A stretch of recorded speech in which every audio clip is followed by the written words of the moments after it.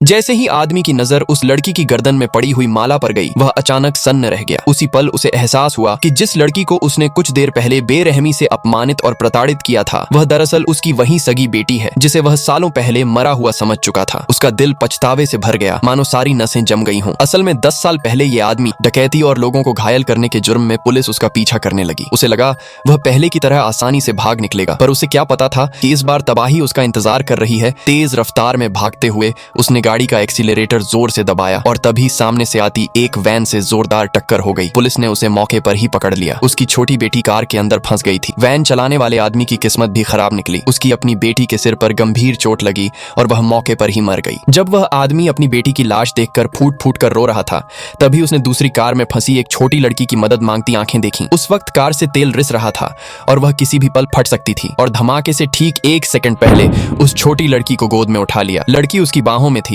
लेकिन उसकी अपनी बेटी मर चुकी थी। वहीं दूसरी तरफ काला सरगना जलती कार को देखता है और समझता है कि उसकी बेटी भी उसी आग में जलकर मर गई। 10 साल बीत गए। वह छोटी लड़की अब खूबसूरत और समझदार युवती बन चुकी थी। आदमी ने उसकी असली पहचान छिपा रखी थी। दोनों गरीबी में एक दूसरे का सहारा बनकर जी रहे थे, क्योंकि दुर्घटना में आदमी की एक टांग घायल हो गई थी। लड़की चाहती थी कि अपनी गर्दन का हार बेचकर पिता का इलाज करवाए, मगर आदमी ने सख्ती से मना कर दिया। लड़की समझ नहीं पाई कि पिता ऐसा क्यों कर रहे हैं। असल में वह आदमी डरता था। उसे डर था कि अगर लड़की को पता चल गया कि उसका असली पिता एक डकैत और अपराधी था, तो ये सच्चाई उसके मासूम दिल को तोड़ देगी। उधर जेल से छूटा हुआ काला सरगना अब उस वैन ड्राइवर को ढूंढने में लगा था। वह कसम खा चुका था कि अपनी मरी हुई बेटी का बदला जरूर लेगा। जल्द ही उसने उस आदमी का घर का पता निकाल लिया। वह अपने गुंडों के साथ वहां पहुंचा। उधर वह आदमी खुशी खुशी अपनी बेटी का जन्मदिन मनाने के लिए केक लेकर आ रहा था। उसे इस बात का अंदाजा भी नहीं था कि खतरा उसके दरवाजे तक पहुंच चुका है। दुश्मन आमने सामने थे। काला सरगना गुस्से से उबल पड़ा। उसने दौड़कर आदमी को जोर से लात मारी, उसे जमीन पर गिरा दिया और चिल्लाया, तू ही है जिसने मेरी बेटी की जान ली थी। वह आदमी को बालों से पकड़कर अपनी बेटी की तस्वीर के सामने घसीट लाया और बोला, घुटनों के बल गिरकर अपनी जान की भीख मांग और मेरी बेटी से माफी मांग। लेकिन आदमी ने गुस्से में कड़क आवाज में जवाब दिया, तुम्हारी बेटी की मौत के जिम्मेदार हम नहीं हैं। फिर आगे जो हुआ उसे देखने के लिए कमेंट में पार्ट 2 लिखिए।